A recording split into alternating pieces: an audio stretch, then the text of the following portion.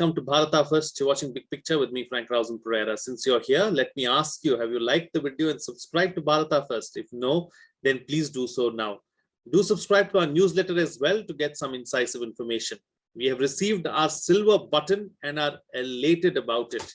We would like to share our joy with you and are providing massive discounts at the Bharata First Knowledge Center. All packages are available at just 5,000 rupees. So each of our 26 courses is now available at less than 200 rupees per course.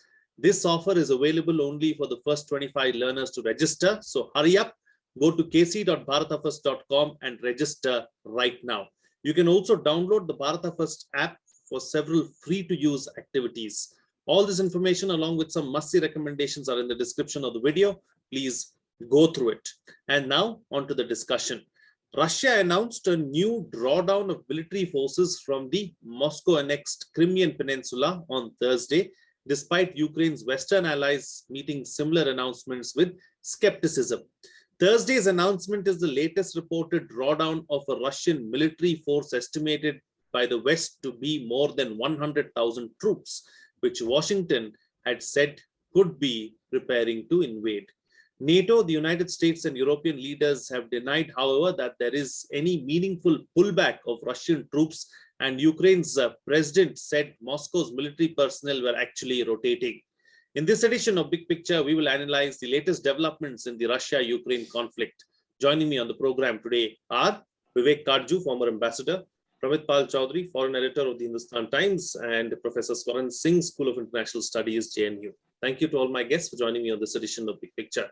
Ambassador, let me start the program with you. There has been quite a bit of focus on Europe, especially the Russia-Ukraine region, and everything that's been happening there has suddenly come into the spotlight over the last few weeks. Your reading of the entire situation? Look, you'll have to forgive me because as I'm getting older, I find that I like to go to first principles. Recently, I think yesterday, the US Secretary of State Blinken said that what applies in the Indo-Pacific in connection with the rules-based world order will apply also to Europe. Now, as a statement, that's fine. But what is the rules-based world order? It is, at its core, there is an inherent contradiction between the principles of sovereignty of states, which is in theory they're all equal, and the principle of national security. The UN itself, I've been thinking, illustrates this contradiction at its core.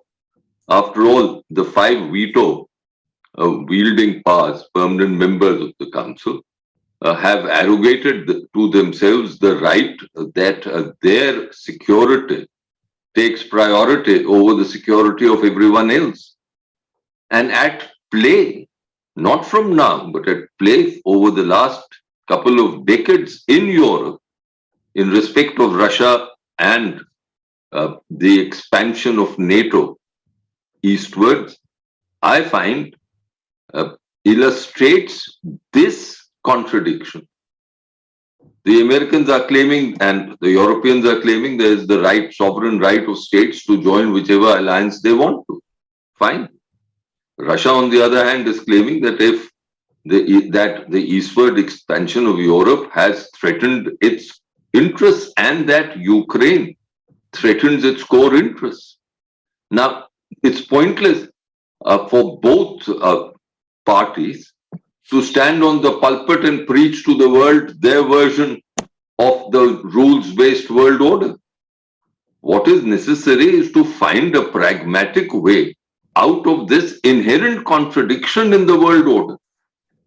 We have Professor Singh here and Pramit, who are very who know far more about these things, both in theory and in practical terms than I do. After all, my life was spent only as a diplomat.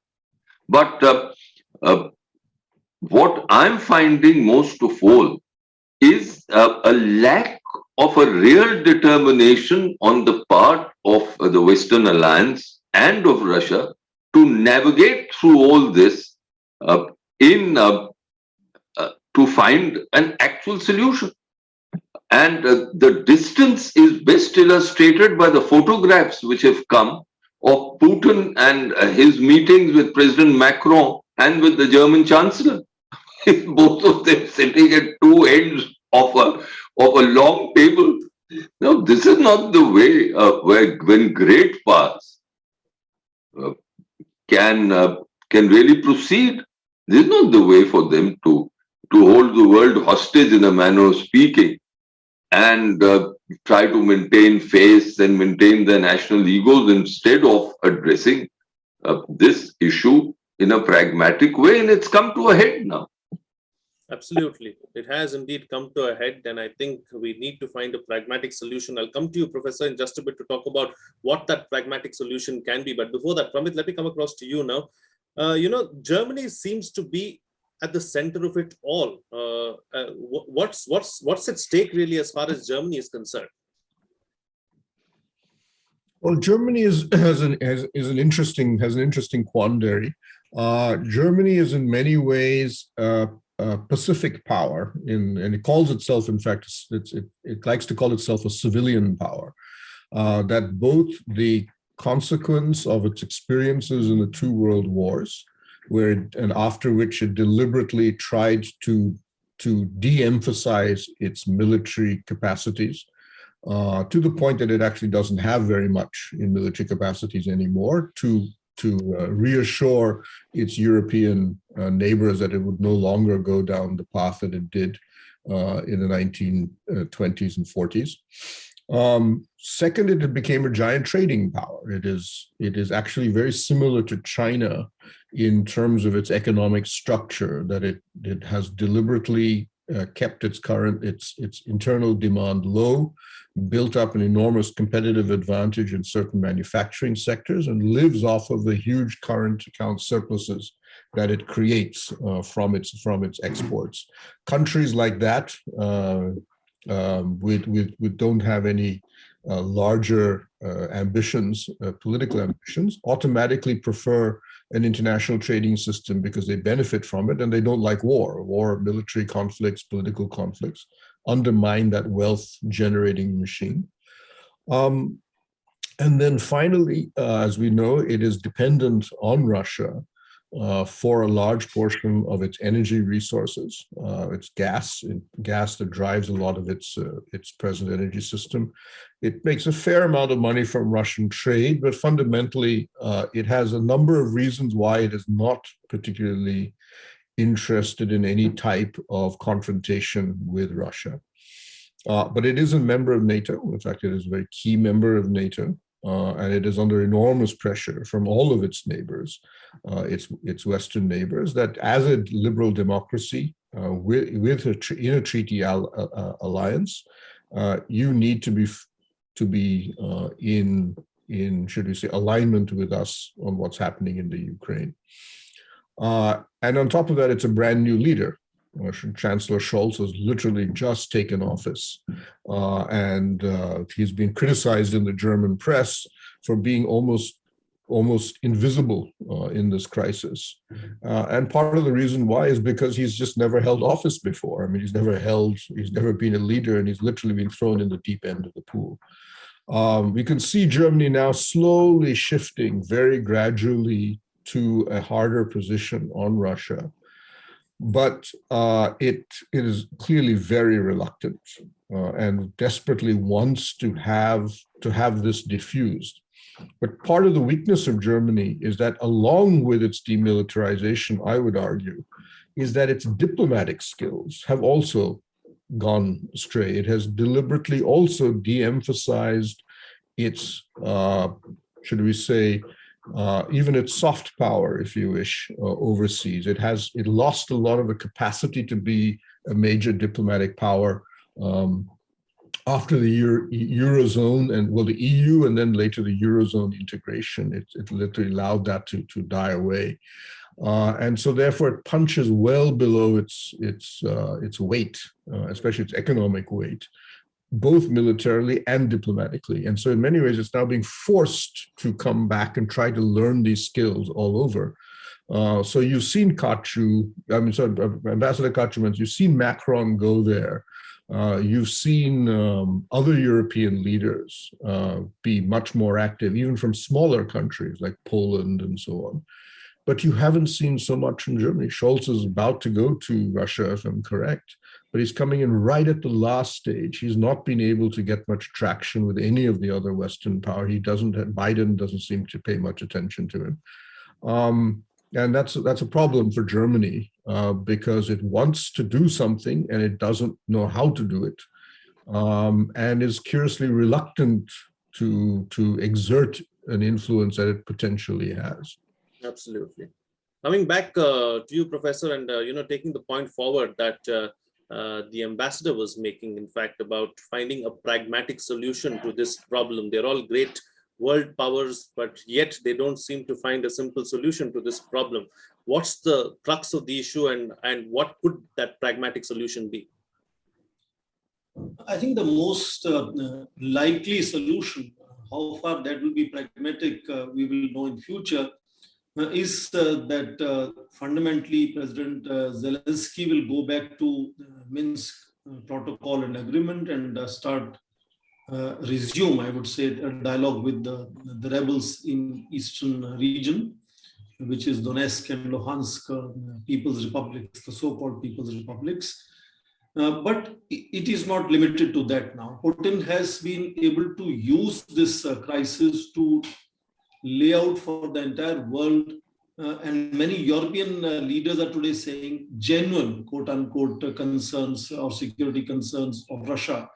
With constant 30 years of NATO's, as Ambassador Kachu was saying, constant eastwards expansion of NATO, bringing with Ukraine NATO to the land borders of Russia. Even if it seems like Russia over years has been pushed to the wall, it seems in this specific crisis, Putin is looking for written security guarantees of removing some of the forward deployments, especially in the Eastern European countries, which are now NATO members, 4 of them, including 3 Baltic states, which were part of Soviet Union before. But as far as Ukraine is concerned, Ukraine is now trying to get out of this tight bend as soon as possible, because they are going to cave in first under multiple pressures. And not only with the money flying out, and people flying out, of course, every country is telling their nationals, including India, to exit Ukraine. So in that sense, the economic instability could be something that President Zelensky will have to face. It could also be the uncertainty. You heard recently the shelling in eastern sector. And both sides, as was expected, are blaming each other.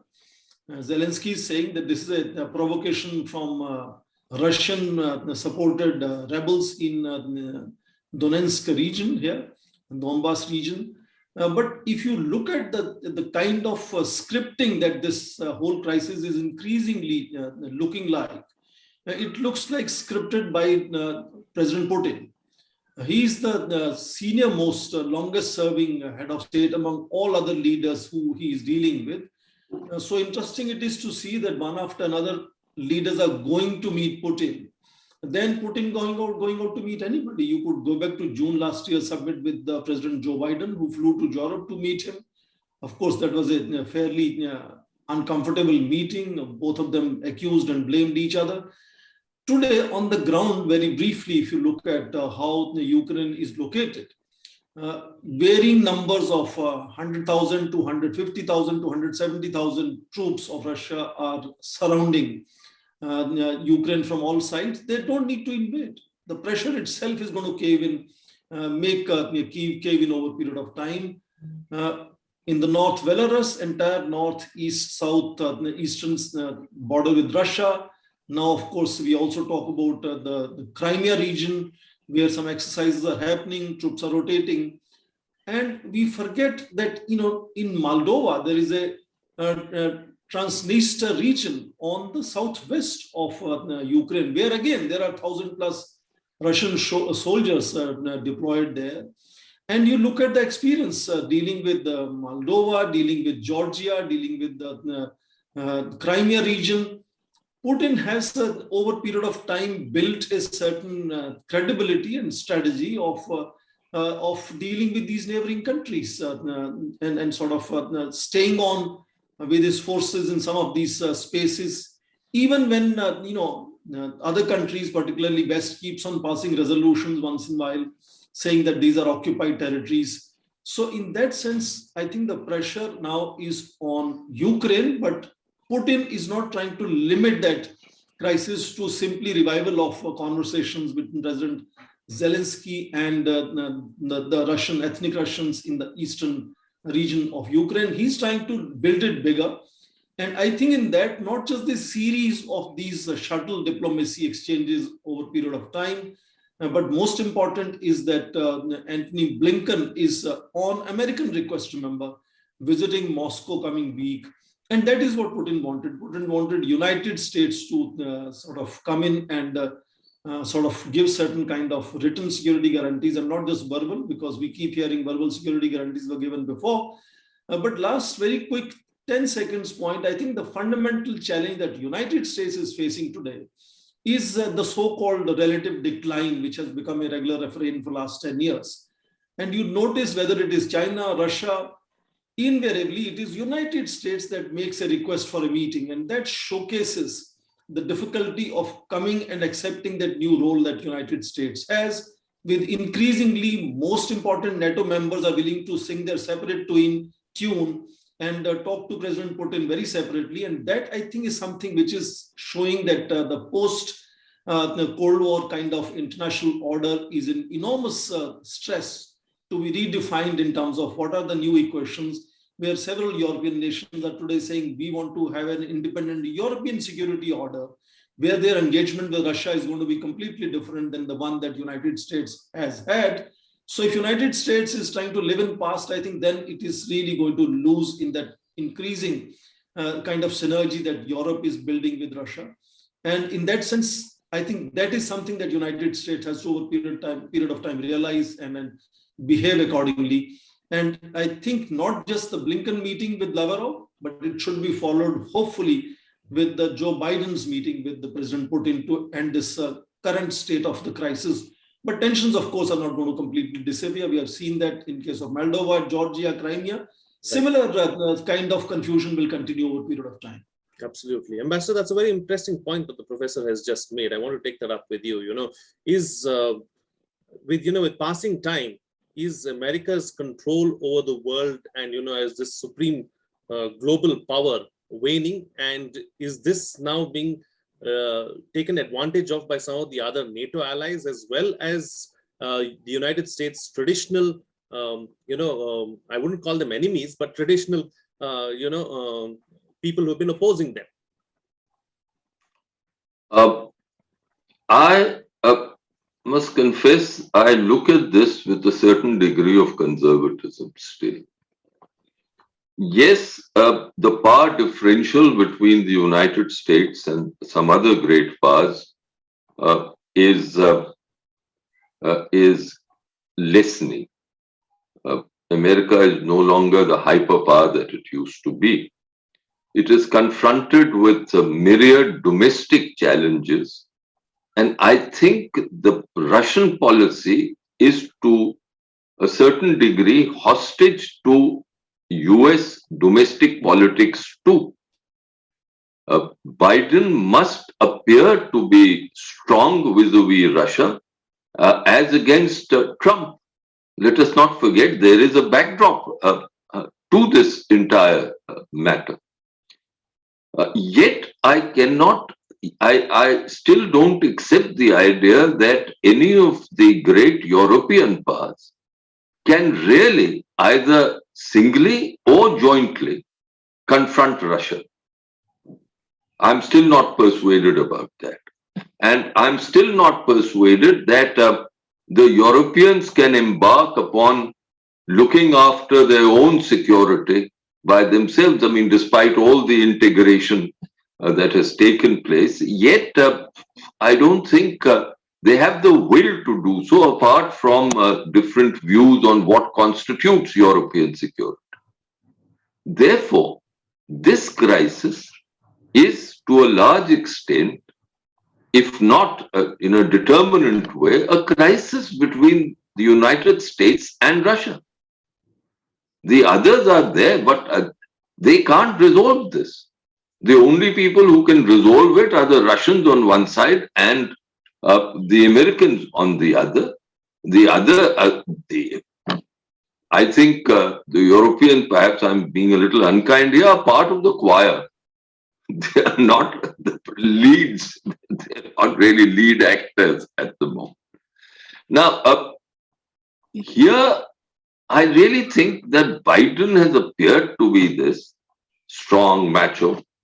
Partly, I'm coming back to this domestic angle, partly because he must show to the American people that he has in him the ability and the competence to take on Russia. Because after all, he has always prided himself on his ability and knowledge with regard to international affairs. So that's one aspect of this.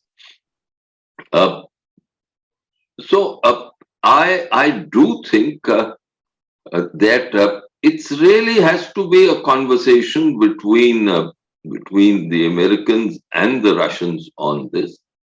And Putin has also indicated to the Americans that just as they take their security seriously, after all, yes, the Cold War period was a very different era, but the Americans, I put it to you, even now will not allow any Russian or Chinese action on Cuba to threaten their security. So Putin is indicating to them that please don't talk about all this democratic systems and rule-based world order. Between the superpowers, and Russia is maybe not in that category yet, but still it has very substantial strengths. And it is, and under Putin, it is willing to use those strengths. He's really telling them that you've got to look at our security. And if Ukraine is in our security sphere, then it's fine that you can say everything about democracy and rules, etc. But at the end of the day, you've got to pay heed to our security. And I think essentially the conversation has to be about this.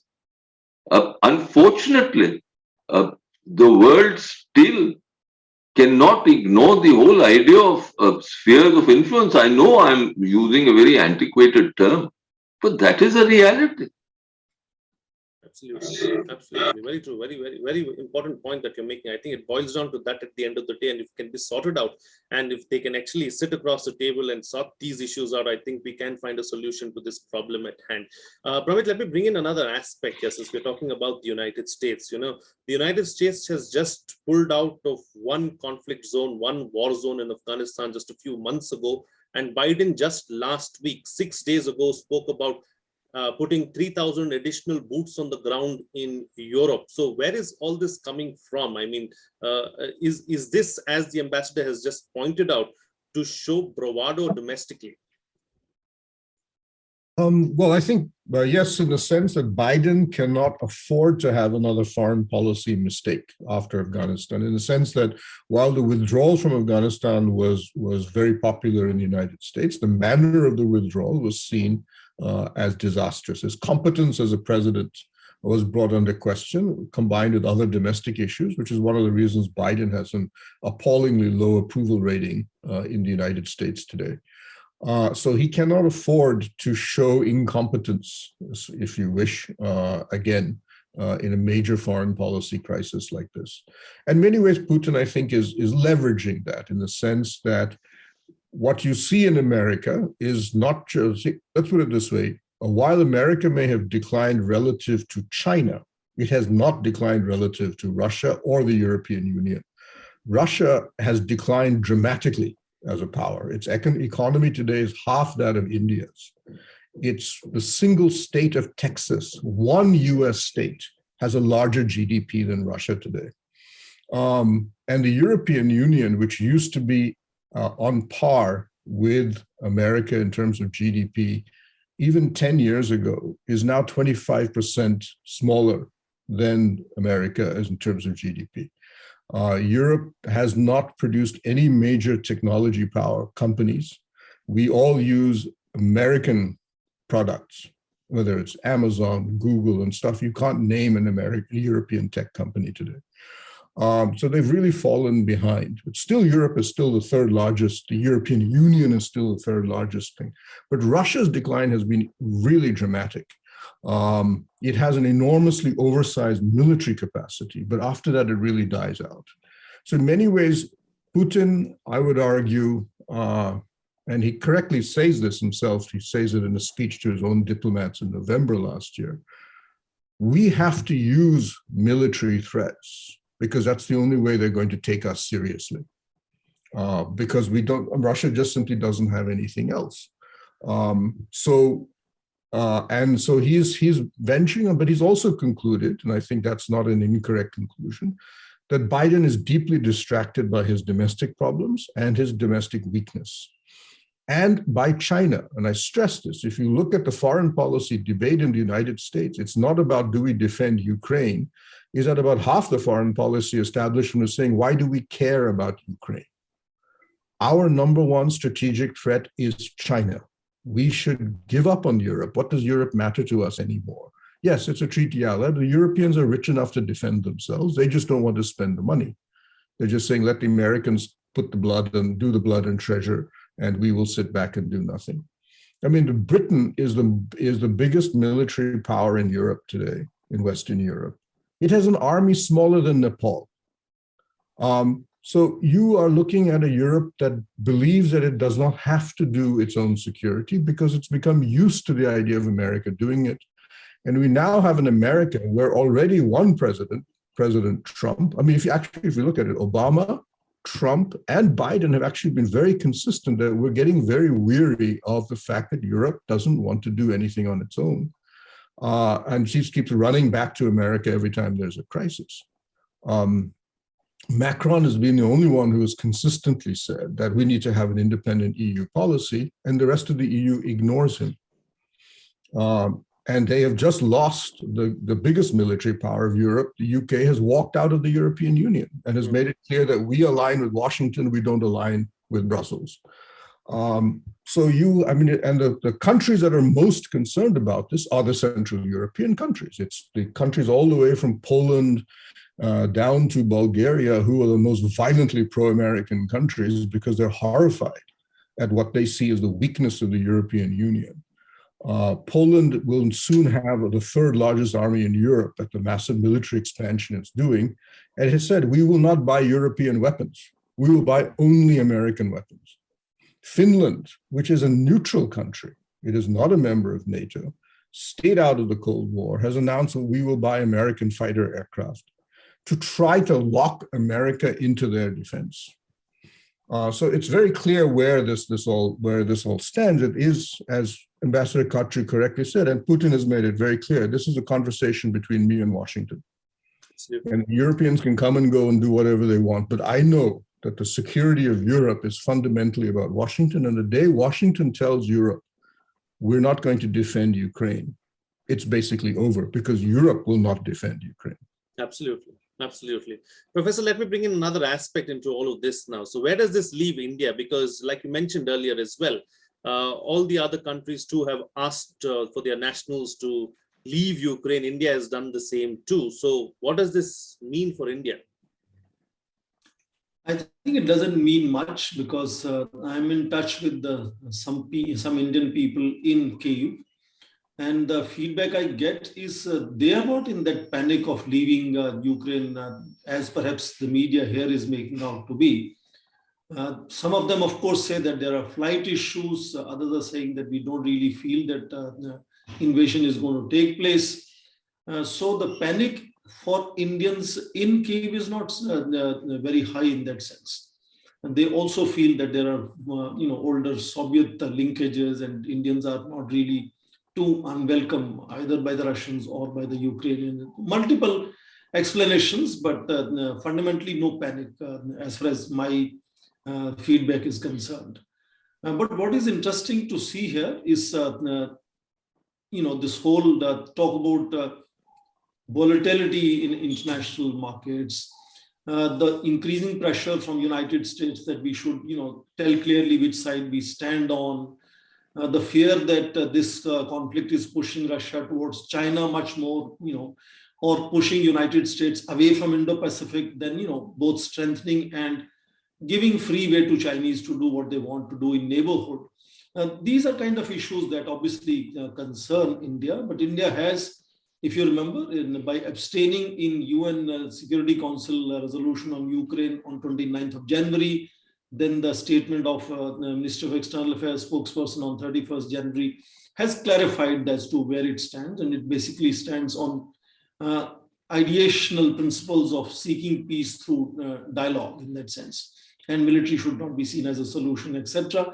There is also conversation about energy, other than, as Pramit said, military being the strong component of the international stature of Russia. Energy is another important component of Russia's comprehensive national strength or power.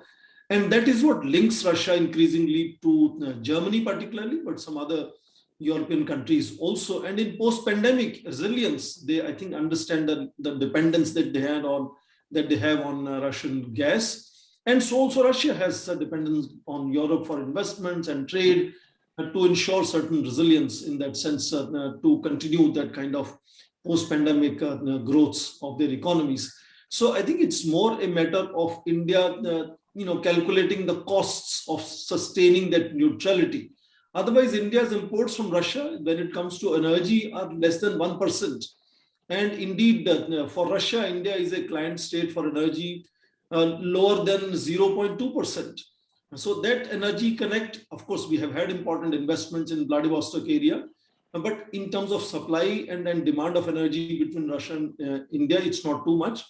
As far as defense connect is concerned, let's look at the worst case scenario of an invasion happening. I'm not the one who believes that invasion will happen, because if you look at last 20 years of President Putin, that's not how he operates. But worst case scenario, as Western reports, intelligence reports, both have become laughable now.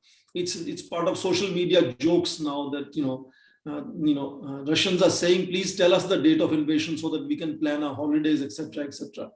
But let's say worst case scenario, invasion takes place. That is only going to give boost to the Russian military-industrial complex. Remember what happened after the first Persian Gulf War, consort of Waning. American defense exports went up after that. So in that sense, that is only going to make Russian military-industrial complex robust. But that is something I'm not anticipating that is likely to happen. It could at best delay some of the imports of India, including S-400, because of not just supplies of the military-industrial complex of Russia focusing on Ukraine, but also India becoming and Russia becoming much more sensitive to choice between United States and Russia, and United States being little more on the edge if India continuously imports S-400, which they have clearly declared would invite sanctions. So in that sense, those are minor issues that could be concerns for India. I don't think there is too much to worry other than simply calculating the costs of sustaining that neutral position over a period of time. My sense is within next 2 weeks, we will see some breakthrough. So India will not have to wait far too long.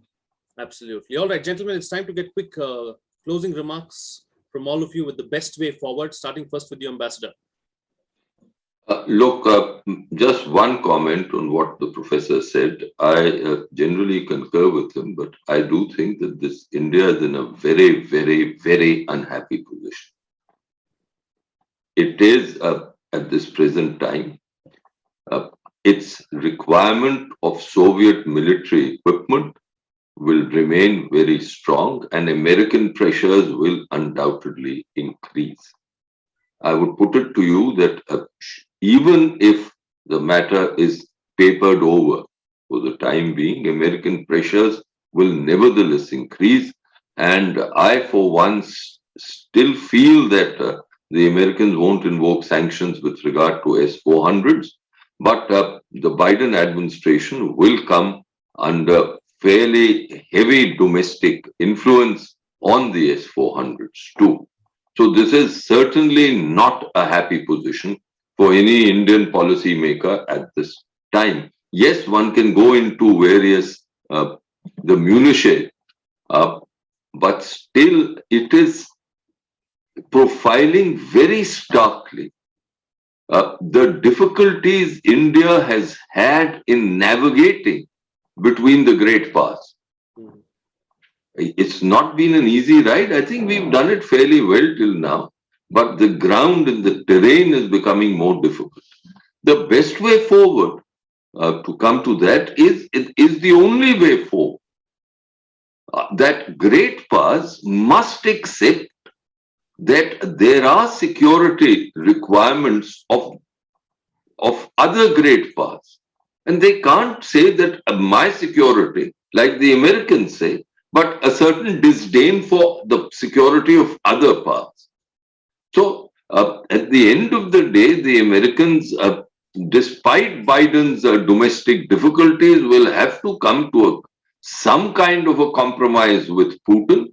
Unfortunately, the way the Biden administration is proceeding is not making that compromise easy, because diplomacy, perhaps I'm being old school, but diplomacy is not conducted the way the Biden administration is doing. They think that it's best to keep an alarmist view.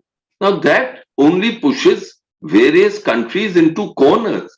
And when countries are put in corners, then accidents, I can tell you from my experience, then the potential for accidents rises.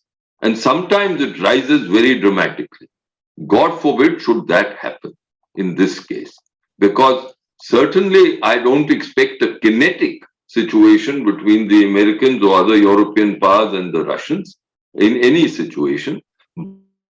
But the economic turbulence in a world which is still to recover, which is still actually in the midst of the pandemic, will be horrifying. Absolutely. Thank you. Ramit? Yeah, I think, well, none of us have, I mean, I at least don't have a view on what's going to happen in the Ukraine, in the sense that I don't have how far either side is going to go, but I don't rule out the possibility of a small, limited Russian incursion, what is called gray zone warfare, where they use the Wagner group or a mercenary group rather than a official Russian military unit, largely to send a signal. And then see whether or not that results in some sort of diplomatic activity. So I don't rule out that possibility in the next few weeks. But you also see the Ukraine itself, at least occasionally Ukraine officials say that maybe we should we can consider not joining NATO, or at least putting some sort of a freeze on considering NATO for 10, 20 years. And that, if that were to happen, obviously, then that would just immediately resolve the core dispute. NATO is not going to pull any of its forward positions out of its own allies, but the Ukraine membership issue is crucial. So we'll see. That's a possible breakthrough, and it's one that the Ukraine itself, in many ways, more than any other country, will have to make a call on. As far as India is concerned, I have to admit I'm not that concerned about us having to make a call on this. From at least my conversations with our foreign ministry, it's been, I think, during the Quad Summit, Quad Foreign Ministers meeting, and other conversations with the Americans recently, it's been made very clear that we don't have a dog in this fight, and the Americans have largely accepted that. And at the heart of this, and I point out that the Americans released in the midst of this crisis their Indo-Pacific strategy, which makes it clear that not only is China their overwhelming primary strategic threat and consideration, that they see India at the heart of this Indo-Pacific strategy, that without India, the strategy does not work. And if you look at the team that the Biden administration has put together on his foreign policy, they are not Europeanists at all. They are all pivot to Asia men, and they are overwhelmingly of the view that there is no real, that Russia is not a major threat to them. Europe is a bit of an irritating part of the world that should do more on its own. The Middle East is a waste of time. Afghanistan was a disaster, and a good thing America got out of it. There is only one country that matters to them, and that's China. Right. And you're starting, when I talk to my friends in the Pentagon, they say the degree of operational focus within American security system now to focus almost 90% of their energies on one country is now so overwhelming. They said if you were an Arab-speaking person in the national security system in America, you used to make a lot of money after 9/11. Now you have to be a Mandarin speaker to get a promotion. Yes, Ambassador, go ahead. No, I look that America's real sort of adversary is China is a given. But that brings me to the point that why has Biden ratcheted this situation in the manner and to the extent that he has? That is the question that we must ask, that he is raising an alarm every 5 hours or 6 hours. Now, that is, if 90% of their energies have to be on China, as it will be, then it defies common sense that for something that is not so major, they are acting the way they have. It makes no sense to me. Then you don't raise this to a critical level as you are, because if you do, you are giving Russia far greater importance than in your actual scheme of things it deserves, and you are creating a panic in the world, a panic where everyone is pulling people out of you. Are, even if Europe is relegated as they are, your promise is right, yet then why create all this scare? It shows either incompetence, but I don't think it shows that. It shows that there is an actual domestic problem which Biden is facing. And let us not forget, it is always domestic issues which ultimately drive foreign policies. Absolutely. I think you hit it right on the nail on the head there by suggesting that it is a domestic compulsion and there's nothing else that Biden can do. It's also a historical compulsion as well because of the past that both these nations share with the Cold War and everything else. All right, Professor, close the show for us with your concluding remarks. I think I agree with the ambassador. It's primarily domestic factors of, as Pramit said, falling popularity ratings after pandemic raging continuously, economy not picking up again, unemployment, and of course disaster in Afghanistan, but increasingly also the disunity which is becoming visible within NATO, and NATO undergirds United States being the global power. And in that sense, these are kind of knee-jerk reactions to the multiple crises that in that sense Biden administration is facing. What is equally telling is the interview that Ukrainian ambassador Perestyko gave to BBC about 3 days back. He said, given the fact that we are being blackmailed, we are under enormous pressure, panic buttons are being triggered all across Ukraine, we might ultimately be willing to show flexibility as far as membership of NATO is concerned. So you could not have a more clear kind of outline given by a diplomat than saying that we are almost ready to talk to President Putin and say, oh, that's it, and we will not be interested in participating, joining either European Union or NATO, but we want to get out of this tight band in which we are. But Putin is no longer looking for that revival of dialogue within Ukraine. He's looking at his own security guarantees. And for that, the fact that Lavrov is going to meet in Moscow Antony Blinken, I think is a good start. After all the, as the chorus singers of Europe, as Ambassador mentioned them, they are not the lead singers. They have already paid obeisance, I'm using a very harsh word intentionally, to that talk with Putin across the long 11-foot table. Now it is the talk between direct Biden administration and Putin regime. And I think that is something which is a good sign, and Putin wanted it, that kind of dialogue to begin. And to me, that is a good sign. And all the pressure points will continue to be there. They will not disappear because dialogue has not come to a conclusion as of now.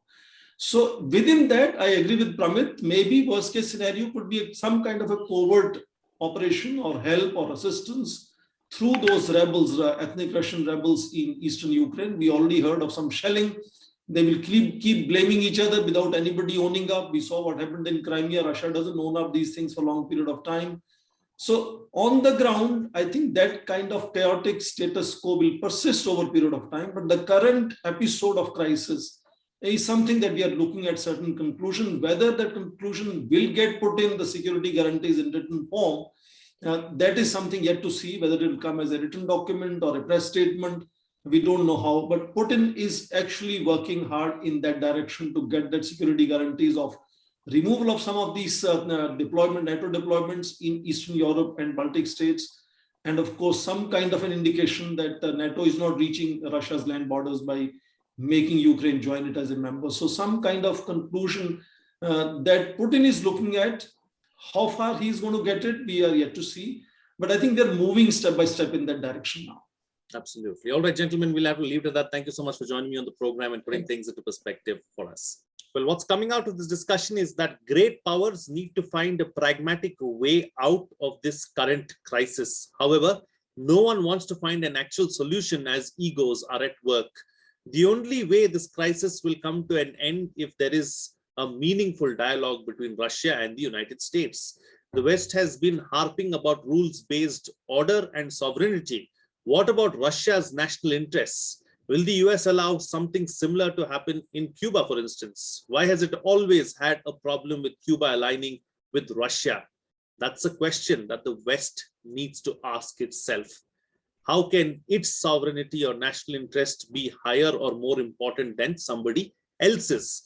Meanwhile, China is the US's #1 threat, but Biden focusing on Russia shows his domestic compulsions. India will have to maintain neutrality like it always has done and tread this particular path very carefully. Now, before I go, let me once again remind you to like the video, subscribe, hit the bell icon, and share the content too. Do subscribe to our newsletter to get some incisive information. We have received our silver play button from YouTube and are elated about it. We would like to share our joy with you and are providing massive discounts at the Bharata First Knowledge Center. All packages are available at just 5,000 rupees. So each of our 26 courses is available at less than 200 rupees per course. This offer is available only for the first 25 learners to register. So hurry up, go to kc.bharatafirst.com and register right now. You can also download the Bharata First app for several free-to-use activities. All this information along with some must-see recommendations are in the description of the video. Please go through it. That's it from me. See you again next time.